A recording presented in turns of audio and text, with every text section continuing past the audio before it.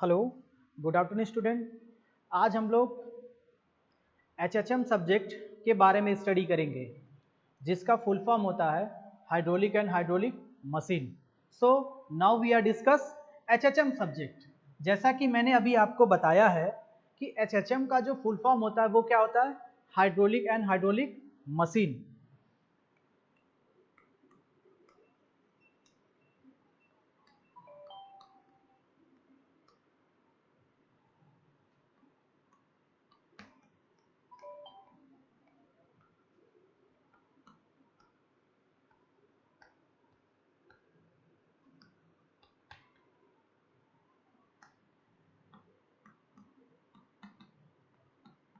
Hydraulic and hydraulic machine. तो ये जो सब्जेक्ट है वो आपके चाहे बोर्ड के एग्जाम के पर्पज से या फिर अदर गवर्नमेंट जॉब के पर्पज से या फिर पीएसयू के पर्पज से, ये जो सब्जेक्ट है वो बहुत ही इंपॉर्टेंट है। ये जो सब्जेक्ट है वो क्या है, बहुत ही इंपॉर्टेंट है। तो इस सब्जेक्ट के बारे में हम लोग क्या करेंगे, आज डिस्कशन करेंगे। तो सबसे पहले तो हम लोग ये जान लें कि इस सब्जेक्ट के अंतर्गत कौन कौन से चैप्टर्स आते हैं जिसके बारे में हमको स्टडी करना है। इस सब्जेक्ट के अंतर्गत कौन कौन से चैप्टर्स आते हैं जिनके बारे में हमको क्या करना है, स्टडी करना है। तो सबसे पहले हम उन चैप्टर्स के बारे में जान लें जिसके बारे में हमको क्या करना है, पढ़ना है या फिर स्टडी करना है। ठीक है, तो एक एक करके हम क्या करते हैं, चैप्टर्स के सबसे पहले उसके बारे में स्टडी कर लेते हैं, फिर उसके अंतर्गत जितने सारे टॉपिक्स आते हैं या फिर जो भी टॉपिक्स आते हैं उसको हम लोग कवर करेंगे। ठीक है, तो सबसे जो हमारा पहला चैप्टर है वो हमको पढ़ना इंट्रोडक्शन।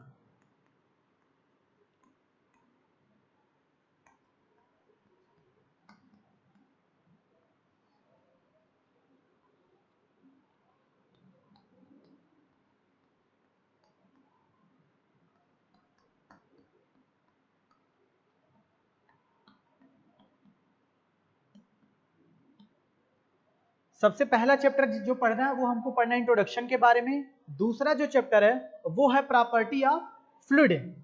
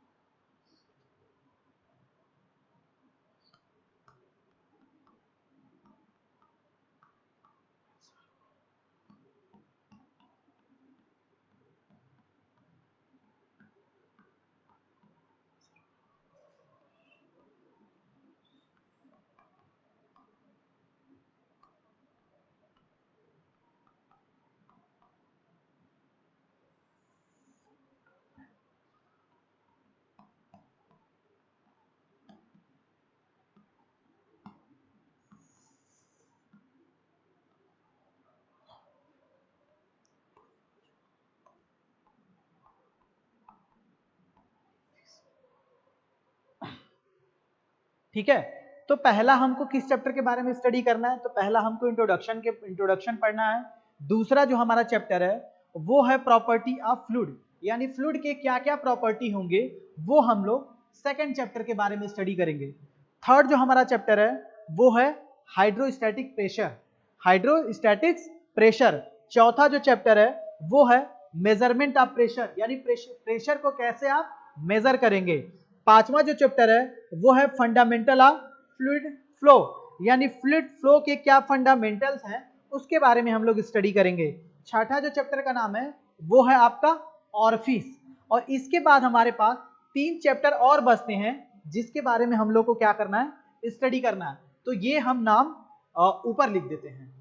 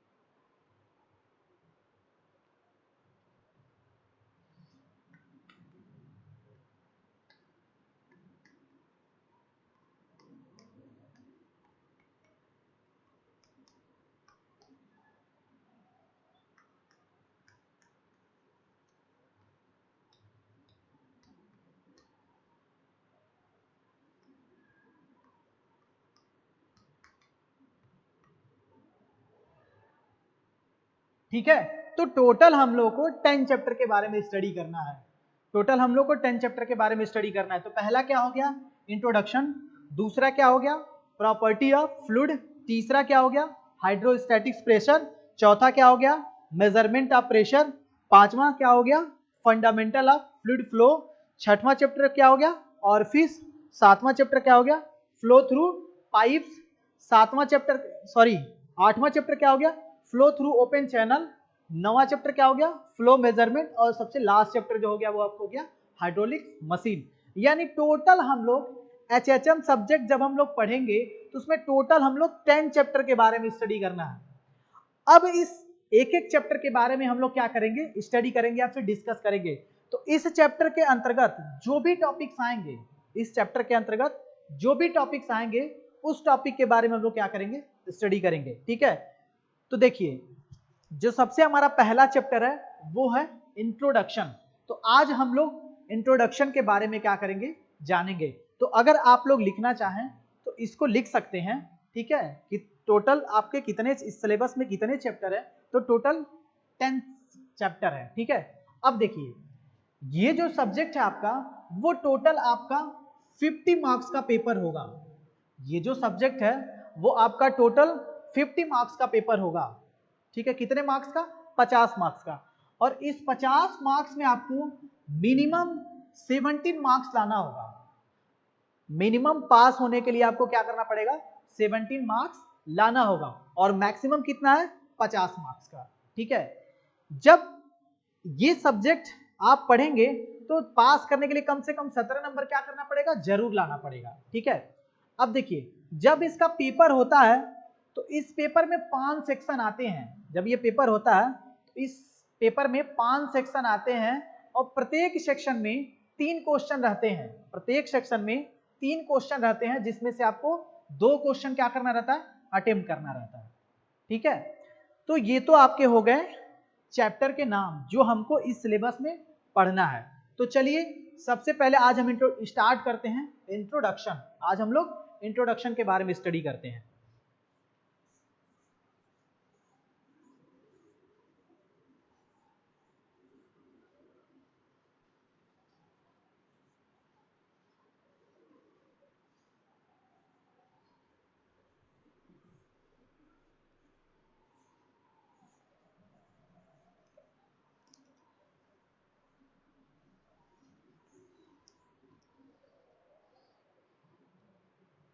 ठीक है, chapter first,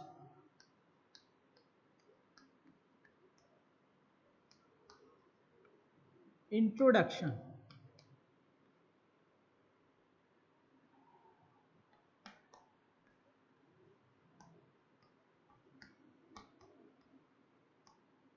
introduction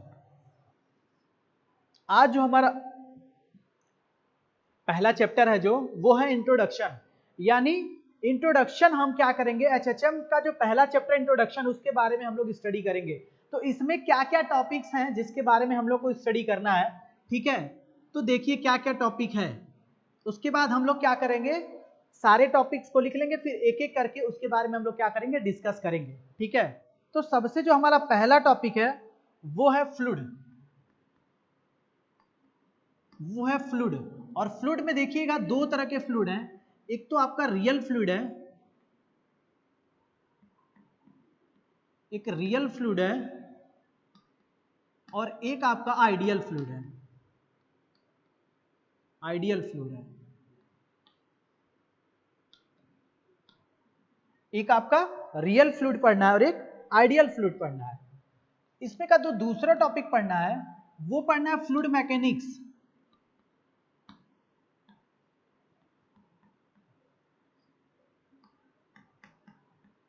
fluid mechanics पढ़ना है। ठीक है, उसके बाद पढ़ना है हाइड्रोलिक्स।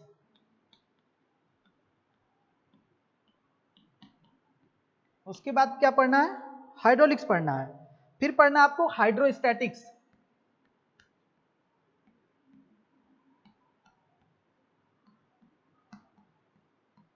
हाइड्रोस्टैटिक्स पढ़ना है। फिर आपका पढ़ना है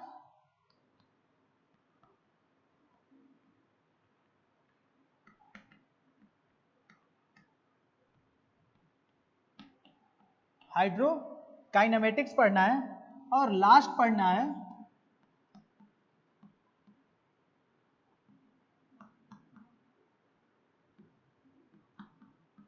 हाइड्रोडायनामिक्स पढ़ना है। तो इस चैप्टर में, पहले चैप्टर में इंट्रोडक्शन में हम लोग को इतने टॉपिक के बारे में हम लोग को कवर करना है। जब ये सारे टॉपिक्स पढ़ लेंगे तो ये हमारा चैप्टर क्या हो जाएगा, फिनिश हो जाएगा या खत्म हो जाएगा। ठीक है, तो सबसे पहले जो हम जानेंगे वो हम जानेंगे फ्लूइड के बारे में। ठीक है, तो फ्लूइड के बारे में जानने से पहले सबसे पहले हम लोग आज मैटर के बारे में जानना है, यानी पदार्थ के बारे में जानना है। ठीक है, तो ये आप चाहे तो आप लिख सकते हैं। ठीक है, तो इतने सारे टॉपिक को आपको क्या करना है, पहले चैप्टर में हमको क्या करना है, कवर करना है। ठीक है, क्या क्या कवर करना है, तो पहला हमको कवर करना है फ्लूइड। ठीक है, फ्लूइड में आपके कौन कौन से फ्लूइड है, रियल फ्लूइड और आइडियल फ्लूइड है। ठीक है, उसके बाद हमको पढ़ना है फ्लूइड मैकेनिक्स के बारे में पढ़ना है, फिर हाइड्रोलिक्स के बारे में पढ़ना है, फिर हाइड्रोस्टैटिक्स, हाइड्रोकाइनेमेटिक्स एंड हाइड्रोडायनामिक्स के बारे में पढ़ना है। ठीक है, तो चलिए एक एक करके हम लोग क्या करते हैं, इसको डिस्कस करते जाते हैं।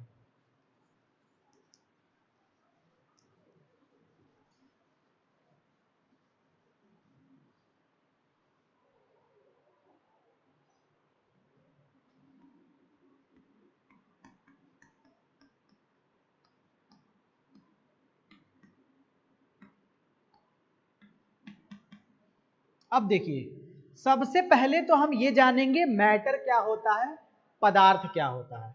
ठीक है, तो पदार्थ क्या होता है, तो पदार्थ हम उसे कहते हैं कोई भी वस्तु या कोई भी वस्तुएं जो स्थान घेरती हैं, जो हमारे ज्ञानेंद्रियों पे क्या डालती हैं, प्रभाव डालती हैं, उसे हम क्या कहते हैं, पदार्थ कहते हैं। ठीक है, उसे हम क्या बोलेंगे, पदार्थ कहेंगे, मैटर कहेंगे। या ऐसे भी कह सकते हैं कि जो भी वस्तुएं जो हमें आंखों से दिखाई देती हैं और जो स्थान घेरती हैं, उसे हम लोग क्या कहेंगे, उसे हम लोग मैटर कहेंगे, उसे हम लोग पदार्थ कहेंगे। ठीक है, और ये जो पदार्थ होता है, ये जो पदार्थ होता है वो छोटे छोटे कणों से मिलकर बना होता है। ठीक है, ये जो जैसा कि अभी देख, ये बोर्ड जो है, ये बोर्ड क्या है, ये भी एक तरह का मैटर है, ये भी एक तरह का पदार्थ है। क्यों, क्योंकि ये भी क्या, एक स्थान घेरे हुए, कुछ स्थान घेरे हुए हैं। तो एक तरह से बोर्ड भी हमारा क्या है, पदार्थ है। तो पदार्थ क्या हो गया, जो भी वस्तुएं या कोई भी वस्तुएं जो स्थान घेरती हैं, उसे हम क्या कहते हैं, पदार्थ कहते हैं। ठीक है, और पदार्थ जो होता है वो छोटे छोटे कणों से क्या होता है, मिलके बना होता है। छोटे छोटे कणों से क्या होता है, मिलके बना होता है। ठीक है, और उसी छोटे छोटे कणों को हम क्या बोलते हैं, अणु बोलते हैं। क्या बोलते हैं, मॉलिक्यूल बोलते हैं। ठीक है, ठीक है, अब देखिए पदार्थ के रूप। अब आप जान गए पदार्थ क्या होता है। पदार्थ क्या होता है, तो जो भी वस्तुएं या कोई भी वस्तुएं जो स्थान घेरती हैं, ठीक है, जो हमारे ज्ञानेंद्रियों पे प्रभाव डालती हैं, उसे हम लोग क्या कहते हैं, उसे हम लोग पदार्थ कहते हैं। और पदार्थ छोटे छोटे कणों से मिलके बना होता है, जिन्हें हम क्या कहते हैं, अणु कहते हैं, जिन्हें मॉलिक्यूल कहते हैं। ठीक है, तो ये तो आपका हो गया क्या, पदार्थ यानी मैटर। अब देखिए दूसरा जो टॉपिक है वो है पदार्थ के रूप। ठीक है, पदार्थ के रूप।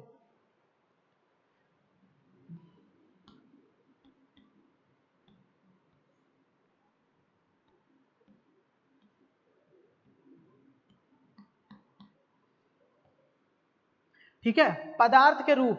तो मेनली जो पदार्थ के रूप होते हैं वो तीन रूप होते हैं। मेनली जो पदार्थ के रूप होते हैं वो तीन रूप होते हैं। कौन कौन से होते हैं, तो पहला जो होता है वो होता है ठोस। पहला जो होता है वो होता है ठोस यानी सॉलिड। दूसरा जो होता है वो होता है क्या, द्रव। ठीक है, यानी लिक्विड। और तीसरा जो होता है वो होता है गैस।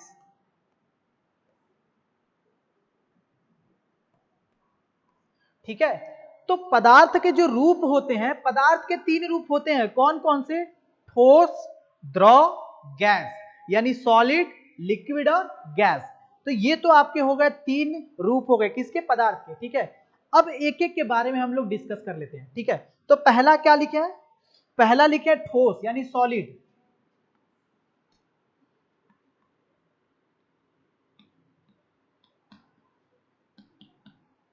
पहला क्या लिखे हैं, ठोस यानी सॉलिड। ठीक है, देखिए सॉलिड पदार्थ में क्या होता है, ठीक है, सॉलिड पदार्थ में क्या होता है कि जो इसके मॉलिक्यूल होते हैं वो बहुत नजदीक नजदीक होते हैं। यानी जो सॉलिड में क्या होगा, जो सॉलिड के मॉलिक्यूल होंगे वो बहुत नजदीक नजदीक होंगे। कैसे, ऐसे देखिए,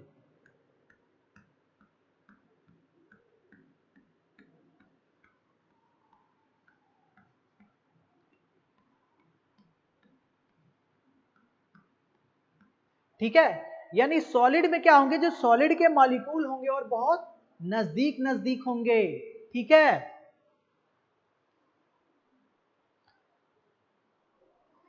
सॉलिड के मॉलिक्यूल क्या होंगे, बहुत नजदीक नजदीक होंगे और ये दृढ़ता से क्या होंगे, एक दूसरे से बंधे होंगे।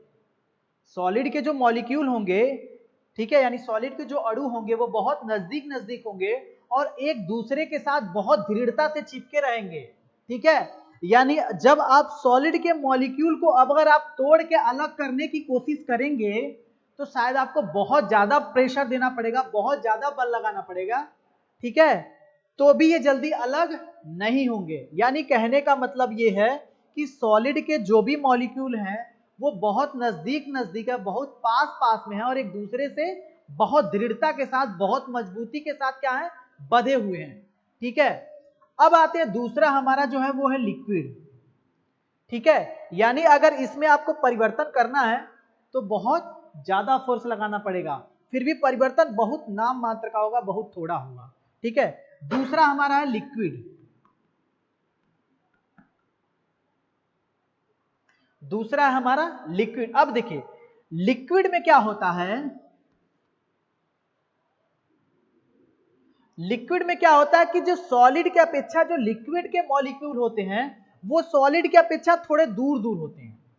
सॉलिड के अपेक्षा जो लिक्विड के मॉलिक्यूल होते हैं वो थोड़े दूर दूर होते हैं और ये उतने मजबूती से नहीं बंधे रहते हैं जितने मजबूती से, जितने दृढ़ता से सॉलिड के मॉलिक्यूल एक दूसरे से कनेक्ट रहते हैं। ठीक है, तो लिक्विड के जो मॉलिक्यूल रहते हैं, पहली बात तो वो सॉलिड की अपेक्षा थोड़े दूर दूर होते हैं। ठीक है, सॉलिड की अपेक्षा थोड़े दूर दूर होते हैं और ये जो कण होते हैं, ये जो मॉलिक्यूल होते हैं, इनके बीच में जो आकर्षण बल होता है, ठीक है, वो बहुत क्या होता है, सॉलिड की अपेक्षा कम होता है। ठीक है, जो इसमें जो फोर्स अट्रैक्शन होता है एक दूसरे के मॉलिक्यूल के प्रति वो क्या होता है, सॉलिड की अपेक्षा कम होता है। या ऐसे कह सकते हैं कि सॉलिड के अपेक्षा जो लिक्विड के मॉलिक्यूल होते हैं वो कम दृढ़ता के साथ जुड़े होते हैं। ठीक है, इसीलिए अगर लिक्विड को हम फोर्स देके अलग करना चाहें, ठीक है, तो क्या होता है कि जिस भी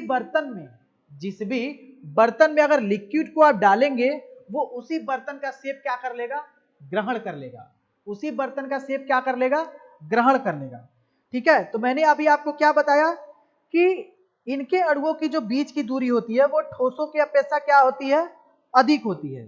ठीक है, और परस्पर मजबूती से क्या होता है, चिपके रहते हैं, परस्पर मजबूती के साथ क्या रहते हैं, चिपके रहते हैं। किसके, लेकिन कम, किसके कम, सॉलिड की अपेक्षा कम।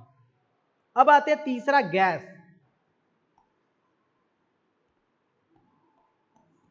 तीसरा क्या आते हैं, गैस।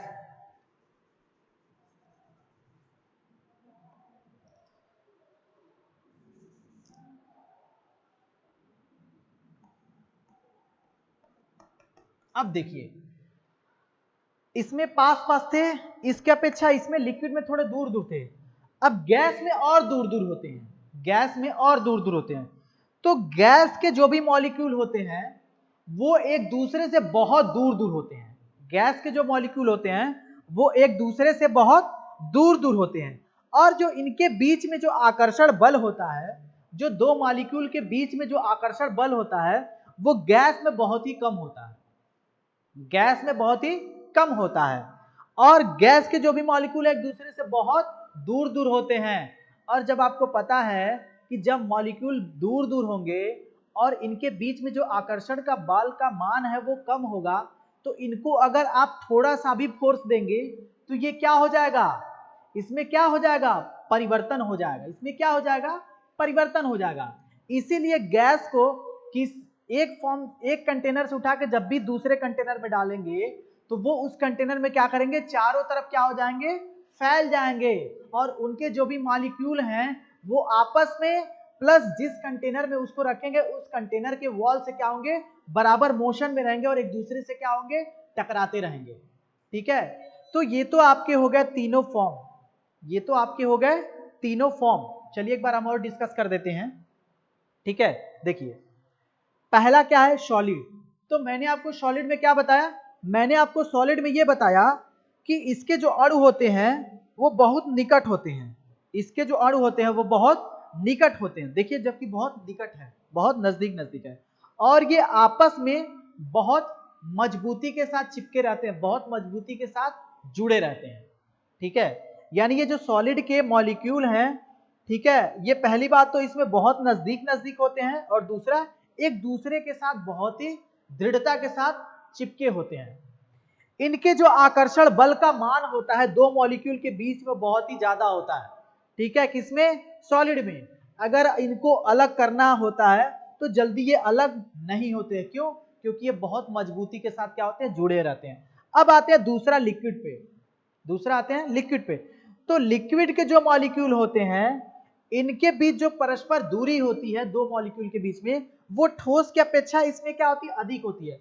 यानी इसके जो मॉलिक्यूल होते हैं वो ठोसों की अपेक्षा थोड़ी दूरी दूरी पे रहते हैं, थोड़े दूर दूर रहते हैं, और जो इनमें आकर्षण बल का मान है, इनमें जो अट्रैक्शन फोर्स का मान है वो ठोस की अपेक्षा क्या होता है, कम होता है, ठोस की अपेक्षा कम होता है। इसीलिए हम क्या करते हैं, लिक्विड को जिस भी बर्तन में हम ढालते हैं वो उसी का शेप क्या कर लेता है, धारण कर लेता है। ठीक है, यही रीजन है। अब तीसरा आते हैं गैस पे, तीसरा आते हैं गैस पे। तो गैस के जो मॉलिक्यूल होते हैं इनके बीच की जो परस्पर दूरी होती है वो बहुत अधिक रहती है। जैसे एक यहाँ, एक यहाँ, एक यहाँ, एक यहाँ, एक यहाँ, एक यहाँ, एक यहाँ। ठीक है, किसके अपेक्षा, लिक्विड के अपेक्षा। यानी लिक्विड के अपेक्षा जो गैस के मॉलिक्यूल का जो परस्पर दूरी होता है वो बहुत अधिक होता है, और इनके बीच में इस मॉलिक्यूल के बीच में जो आकर्षण बल का मान होता है वो बहुत ही कम होता है। ठीक है, इसीलिए हम क्या करते हैं, इसको थोड़ा सा भी हम फोर्स देंगे तो क्या हो जाएगा, इससे बहुत ज्यादा इसके आयतन में परिवर्तन हो जाएगा। ठीक है, तो आप लोग देखेंगे गैस को जब हम एक कंटेनर से उठा के दूसरे कंटेनर में डाल देंगे तो ये क्या हो जाएगा, पूरे उस कंटेनर में फैल जाते हैं। इसके जो मॉलिक्यूल होते हैं वो पूरे कंटेनर में क्या कर जाते हैं, फैल जाते हैं। ठीक है, तो ये तो आपका हो गया मैटर और मैटर के स्टेट। ठीक है, मैटर के कितने रूप हैं, तीन रूप हैं। कौन कौन से, ठोस, द्रव और गैस, और ये मैटर हो गए। तो आप इसके बारे में जान गए होंगे।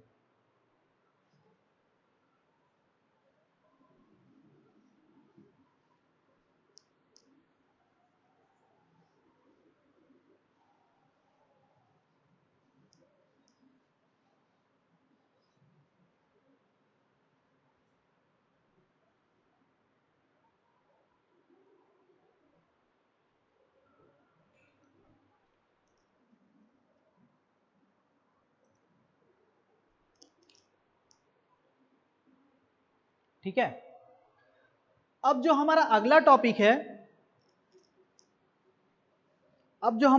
टॉपिक है, वो है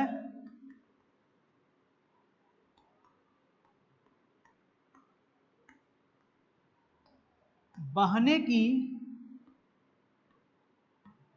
क्षमता के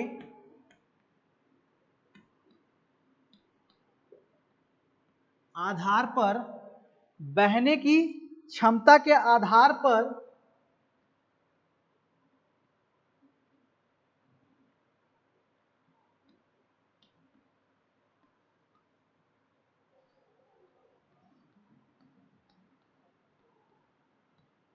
पदार्थ के रूप।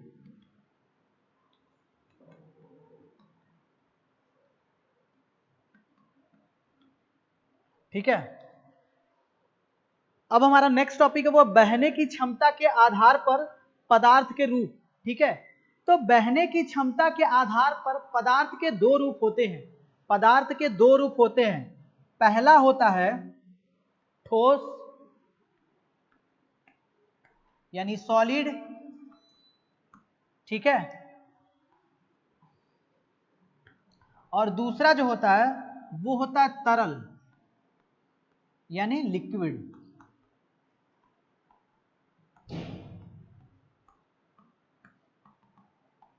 ठीक है, अब देखिए बहने की क्षमता के आधार पर पदार्थ के कितने रूप होते हैं, तो दो रूप होते हैं।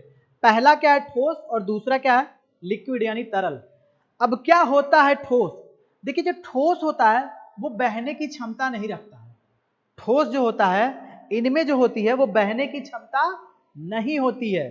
ठीक है, जब बहने की क्षमता नहीं होगी तो इसे हम क्या कहेंगे, ठोस कहेंगे, इसे हम क्या कहेंगे, सॉलिड कहेंगे। ठीक है, और दूसरा जो हमारा है वो तरल जो है वो क्या लिक्विड है, यानी तरल वह होते हैं जो बहने की क्षमता रखते हैं, तरल वह होते हैं जो बहने की क्षमता रखते हैं। यानी ये जो तरल है ये बहने की क्षमता रखेगा और जो हमारा सॉलिड है वो बहने की क्षमता नहीं रखेगा। तो जो बहने की क्षमता नहीं रखता उसे हम ठोस कहेंगे, और जो फ्लो करने की क्षमता रखेगा, जो फ्लो करने की कैपेसिटी रखेगा उसे हम क्या कहेंगे, तरल कहेंगे, उसे हम क्या कहेंगे, लिक्विड कहेंगे। ठीक है, तो ये तो आपका हो गया बहने की क्षमता के आधार पे पदार्थ के रूप। तो कोई भी पूछेगा कि फ्लो के आधार पे मैटर के कितने रूप होते हैं, मैटर के कितने स्टेट होते हैं, तो आप कहेंगे दो होते हैं। क्या क्या होते हैं, एक सॉलिड होता है और एक लिक्विड होता है। सॉलिड में क्या होगा, जो फ्लो करने की क्षमता नहीं रखता है उसे हम लोग क्या कहेंगे, सॉलिड कहेंगे, उसे हम लोग ठोस कहेंगे। ऐसे पदार्थ जो बहने की क्षमता रखते हैं उसे हम लोग क्या कहेंगे, लिक्विड कहेंगे। ठीक है,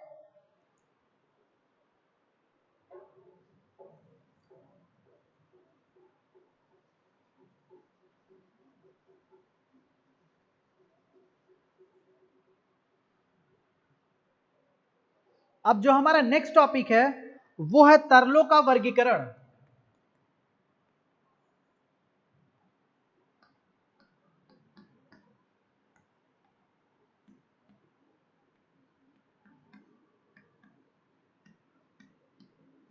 तरलों का वर्गीकरण,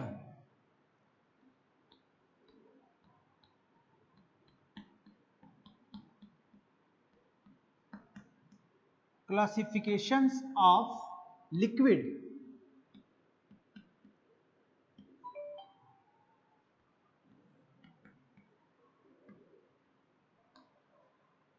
ठीक है, जो हमारा अगला टॉपिक है वो है तरलों का वर्गीकरण यानी क्लासिफिकेशंस ऑफ लिक्विड। लिक्विड के क्या क्लासिफिकेशन है, तो देखिए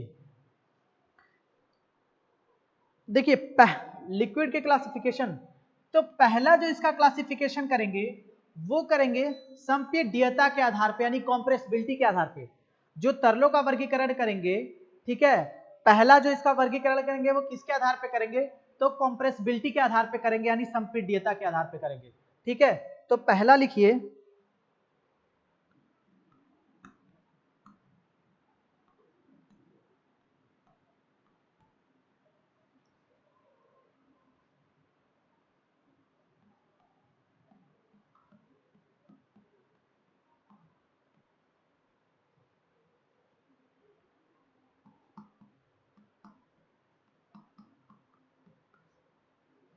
कॉम्प्रेसिबिलिटी के आधार पर।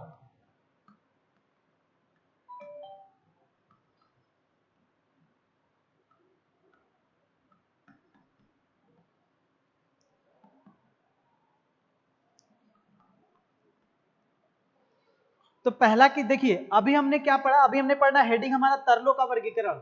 जो जो हम फ्लूइड का, जो हम लिक्विड का क्लासिफिकेशन करेंगे, ठीक है, सॉरी फ्लूइड नहीं लिक्विड, जो हम लिक्विड का क्लासिफिकेशन करेंगे पहला किसके आधार पे कर रहे हैं, तो पहला हम कॉम्प्रेसिबिलिटी के आधार पे कर रहे हैं यानी संपीड्यता के आधार पे कर रहे हैं। तो संपीड्यता के आधार पे यानी कॉम्प्रेसिबिलिटी के आधार पे जो तरल का वर्गीकरण करेंगे वो दो तरह से करते हैं। पहला क्या करेंगे, लिक्विड का,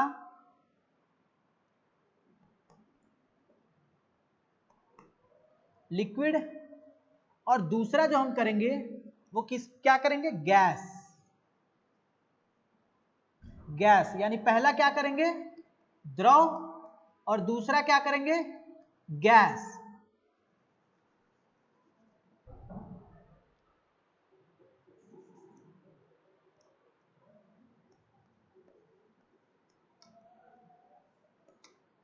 गैस। ठीक है, तो कंप्रेसिबिलिटी के आधार पे हमने दो पार्ट में डिवाइड किया, पहला क्या हो गया, लिक्विड हो गया, और दूसरा आपका गैस हो गया। ठीक है, अब देखिए कैसे कर रहे हैं। देखिए जो लिक्विड होता है, ठीक है, लिक्विड इन्हें व्यवहारिक दृष्टि से हम इनकम्प्रेसिबल, ठीक है, कहते हैं, इनकम्प्रेसिबल लिक्विड कहते हैं। ठीक है, तो जो आपका लिक्विड है, जो आपका क्या है, द्रव है, जो लिक्विड है, इन्हें हम व्यवहारिक दृष्टि से क्या कहेंगे, इनकम्प्रेसिबल फ्लूइड भी कहते हैं। क्यों? क्योंकि ये वह तरल है जिन्हें हम आसानी से दबाया नहीं जा सकता है। ठीक है, ये जो फ्लूइड है, सॉरी, ये जो लिक्विड है, इन्हें हम इनकम्प्रेसिबल फ्लूइड कहते हैं। इनकम्प्रेसिबल का मतलब ये होता है कि जिन्हें दबाया ना जा सके, जिन्हें संपीड़ित न किया जा सके। तो जो लिक्विड होते हैं इन्हें हम क्या कर सकते हैं, हम दबा नहीं सकते हैं। ठीक है, तो इसीलिए हम इनको कहते हैं इनकम्प्रेसिबल फ्लूइड, इनकम्प्रेसिबल लिक्विड।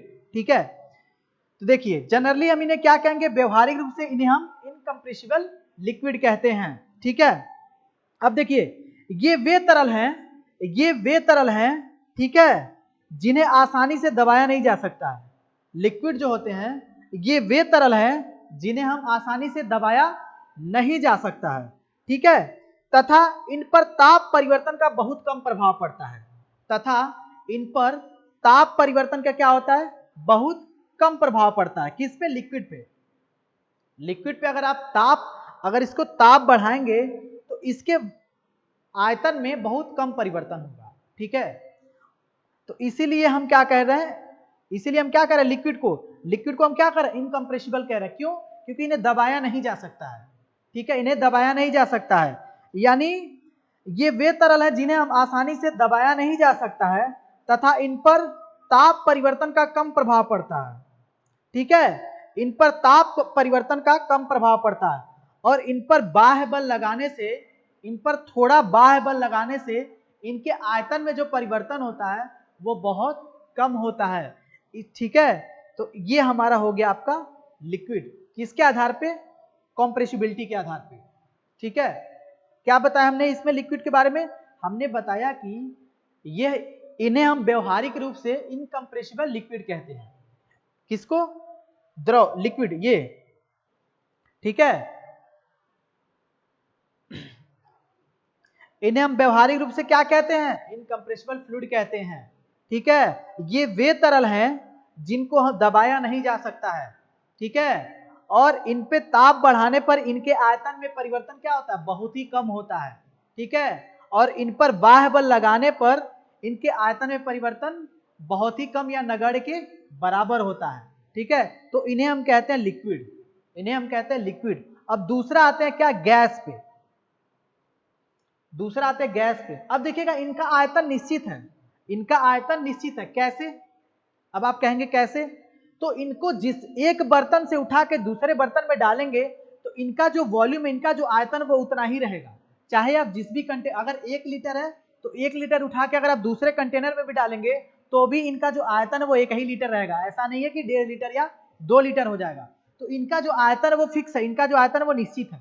ठीक है, अब हमारा दूसरा आता है जो गैस। अब गैस क्या है, तो गैस अभी हमने बताया कि इनकम्प्रेसिबल, क्या इनकम्प्रेसिबल क्या है, फ्लूइड है। जो हमारा लिक्विड है वो इनकम्प्रेसिबल फ्लूइड है, लेकिन जो हमारा गैस है वो कंप्रेसिबल फ्लूइड है। कैसे? गैस को हम दबा सकते हैं, गैस को हम संपीड़ित कर सकते हैं। ठीक है, तो गैस हमारा क्या कर सकते हैं, गैस को संपीड़ित कर सकते हैं, इसीलिए इसको हम लोग बोलते हैं कंप्रेसिबल फ्लूइड। गैस को हम लोग क्या बोलेंगे, कंप्रेसिबल फ्लूइड। ठीक है, यानी ये वे तरल हैं जिन्हें दबाया जा सकता है, ये वे तरल हैं जिन्हें दबाया जा सकता है, और इनके आयतन में क्या हो सकता है, दबाने के वजह से इनके आयतन में क्या होता है, परिवर्तन होता है। ठीक है, तो कह सकते हैं इन्हें संपीड़ित तरल कहते हैं, इन्हें संपीड़ित तरल कहते हैं, यानी कंप्रेसिबल फ्लूइड कहते हैं, जिन्हें हम आसानी से क्या कर सकते हैं, दबा सकते हैं। ठीक है, और अगर इन पर तापमान देंगे, अगर इन पे टेम्परेचर देंगे तो इन पर जो होता है तापमान का परिवर्तन जो होता है वो बहुत ज्यादा होता है गैसों पे। ठीक है, जब इन्हें आप हीट करेंगे तो इनके जब आप टेम्परेचर इनको देंगे तो इनके वॉल्यूम में जो होगा एक्सपेंशन बहुत ज्यादा होगा। ठीक है, लेकिन इनके वॉल्यूम एक्सपेंशन ज्यादा नहीं होगा। ठीक है, तो कंप्रेसिबिलिटी के आधार पे कैसे आपने इसको डिवाइड किया है? तो अगर कोई पूछेगा वाटर कंप्रेसिबल है कि इनकम्प्रेसिबल है, तो आप क्या बोलेंगे? अगर कोई आपसे पूछ दे कि वाटर जो होता है वो कंप्रेसिबल होता है कि इनकम्प्रेसिबल होता है, तो आप बोलेंगे कि जो वाटर है वो इनकम्प्रेसिबल है, यानी असंपीड्य है। क्यों? क्योंकि वाटर को दबाया नहीं जा सकता है। ठीक है, और गैस क्या है? गैस हमारा कंप्रेसिबल है, यानी गैस को दबाया जा सकता है। ठीक है, तो ये तो आपका हो गया कंप्रेसिबिलिटी के आधार पे वर्गीकरण। ठीक है, अब देखिए दूसरा,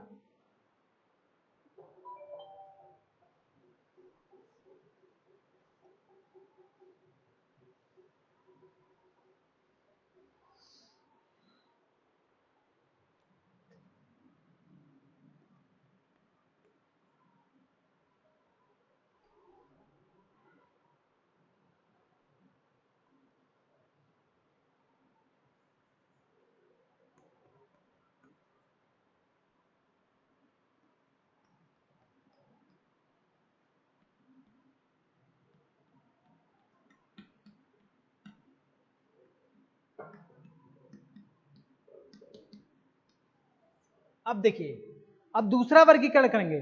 तो दूसरे वर्गीकरण के आधार पे जो हम फ्लूइड को डिवाइड करते हैं वो दो तरीके से करते हैं। ठीक है, पहला जो हमारा होता है वो होता है आइडियल फ्लूइड।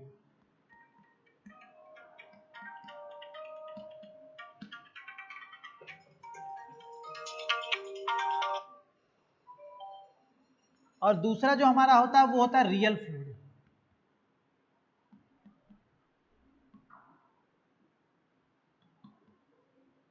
पहला हमारा है आइडियल फ्लूइड और दूसरा क्या है? Real fluid. किसके आधार पे? द्वितीय वर्गीकरण के आधार पे, सेकंड क्लासिफिकेशन के आधार पे। इस जो फ्लूइड का क्लासिफिकेशन किया जाता है, ठीक है, इस फ्लूइड का जो क्लासिफिकेशन किया जाता है वो व्यवहार के आधार पर किया जाता है, प्रैक्टिकल के आधार पर किया जाता है। तो जब हम प्रैक्टिकल बेस्ड क्लासिफिकेशन करेंगे,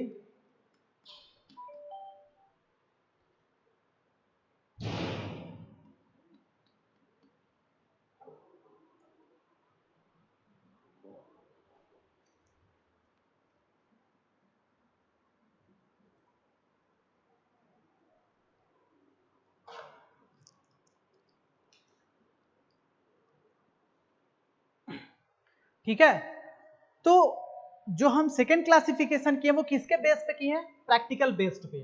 ठीक है, तो जब व्यवहारिक रूप से जब हम तरल का क्लासिफिकेशन करेंगे तो दो तरीके से करेंगे, पहला आइडियल फ्लूइड और दूसरा रियल फ्लूइड। ठीक है, यानी जब हम व्यवहारिक आधार पर तरल को, व्यवहारिक आधार पे, प्रैक्टिकल बेस्ड मींस व्यवहारिक आधार पे हम तरल का वर्गीकरण दो तरीके से करेंगे। किस पे? एक आइडियल फ्लूइड पे और दूसरा रियल फ्लूइड पे। ठीक है, तो एक तरह से हम सेकंड क्लासिफिकेशन प्रैक्टिकल बेस्ड है, तो यहां पे हम यही लिख देते हैं प्रैक्टिकल बेस्ड। यानी हमारा जो दूसरा क्लासिफिकेशन हो गया वो प्रैक्टिकल बेस्ड हो गया, प्रैक्टिकल बेस्ड।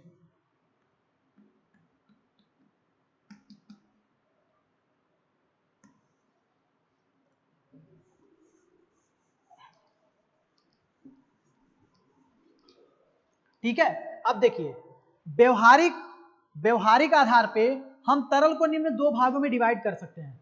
व्यवहारिक आधार पे या व्यवहार के आधार पे हमने तरल को दो भागों में डिवाइड कर सकते हैं। पहला हमारा आइडियल फ्लूइड है, दूसरा रियल फ्लूइड है। ठीक है, अब देखिए जो हमारा आइडियल फ्लूइड है, जो हमारा आइडियल फ्लूइड है उसको हम लोग एक और नाम से पुकार सकते हैं। किस नाम से? तो उसे हम लोग कह सकते हैं परफेक्ट फ्लूइड। Perfect fluid.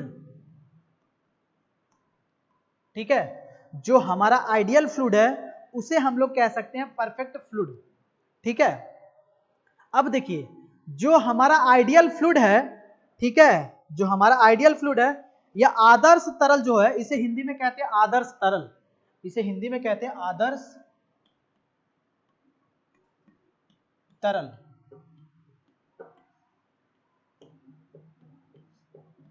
और इसे हम लोग कहते हैं वास्तविक तरल।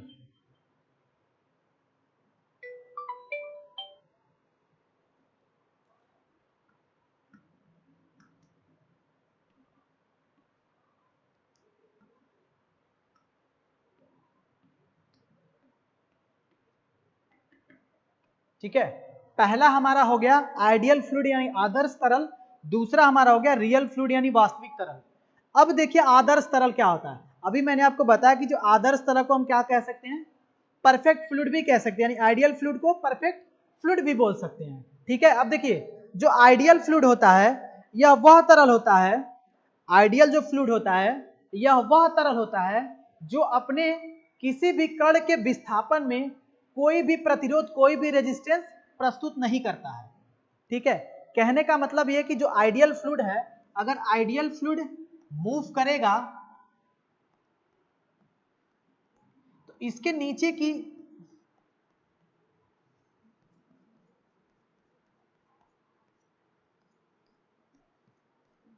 ठीक है, देखिए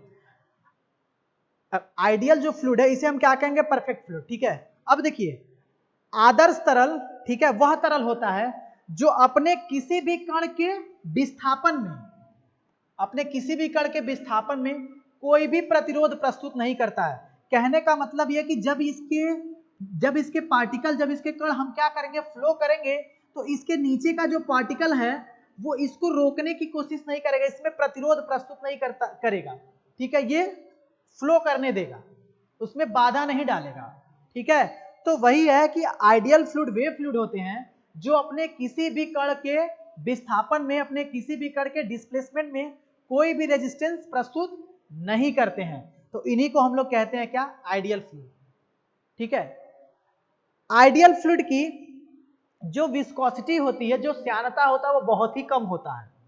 आइडियल फ्लूइड की जो विस्कोसिटी होती है, जो श्यानता होता है, वो बहुत ही कम होता है। अब आप कहेंगे श्यानता क्या होता है, तो अभी हम लोग आगे डिस्कस करेंगे श्यानता क्या होता है, उसके बारे में आगे बताएंगे। बट अभी इतना ही जानिए, ठीक है, कि आइडियल फ्लूइड की जो विस्कोसिटी होती है, जो श्यानता होता है, वो क्या होता है, बहुत ही कम होता है। ठीक है, इसमें यानी श्यानता का गुण होता ही नहीं है, बहुत कम कह सकते होता है, या यह भी कह दिए इसमें श्यानता का गुण होता ही नहीं है। ठीक है, वास्तव में आइडियल फ्लूइड कोई है नहीं, वास्तव में आइडियल फ्लूइड कोई है नहीं, लेकिन फिर भी हम व्यवहारिक रूप से, ठीक है, हम चूंकि वाटर और एयर दो ऐसे सब्सटेंस हैं, ठीक है, जिनका विस्कोसिटी का मान या श्यानता का जो मान तो बहुत ही कम होता है, इसीलिए उसको हम कंसीडर कर लिए किसमें, आइडियल फ्लूइड में। ठीक है, यानी एक तरह से कह सकते हैं कि जो वाटर या जो एयर है वो हमारा आइडियल फ्लूइड है। वास्तव में ऐसा है नहीं, लेकिन फिर भी हम, चूंकि इसमें अभी कंडीशन था ना ये कि इसमें जो होता है विस्कोसिटी का जो मान होता है, जो श्यानता का मान होता है, वो बहुत ही कम होता है। ठीक है, तो चूंकि वाटर और एयर दो ऐसे सब्सटेंस हैं जिनकी विस्कोसिटी का मान बहुत ही कम होता है, इसीलिए हम उसको आइडियल फ्लूइड मान लिया। तो आइडियल फ्लूइड यानी आदर्श तरल वे तरल हैं, वे फ्लूइड हैं जिनके